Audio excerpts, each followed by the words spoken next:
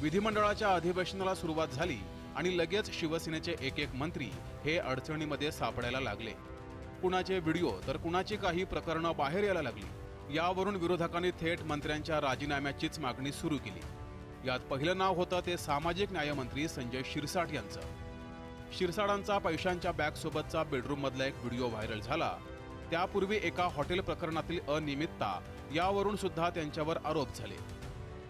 यानंतर अडचणीमध्ये आले ते गृहराज्यमंत्री योगेश कदम। खुद्द गृहराज्यमंत्री त्यांच्या डान्स बारवरून अडचणीमध्ये आले हे महाराष्ट्रात पहिल्यांदाच घडलं असावं। सावली बार बाबत गंभीर आरोप परबांनी केले आणि आता राजीनाम्याची ही मागणी होतीये। तिसरं नाव संजय गायकवाड। ते चर्चेमध्ये आले हाणामारीमुळे। आमदार निवासातली हाणामारी आणि जुनी काही प्रकरणं यामुळे त्यांच्यावरही चौफेर टीका झाली। यात दबक्या आवाजामध्ये चर्चा झाली ती शिंदेंच्या काही नेत्यांना इन्कम टॅक्सच्या नोटिसा गेल्या याची। उपमुख्यमंत्री एकनाथ शिंदेंचे सुपुत्र खासदार श्रीकांत शिंदेंनाही इन्कम टॅक्सची नोटीस गेल्याचं खुद्द शिरसाटांनी मान्य केलं। पण नंतर त्यांनी आपल्याच वक्तव्यापासून फारकत घेत प्रकरण सावरण्याचा प्रयत्न केला। आता अपूर्व हिरेंनी भाजपात प्रवेश केलाय, त्यामुळे लगेचच दादा भुसेंवर सुद्धा आरोप सुरू झाले।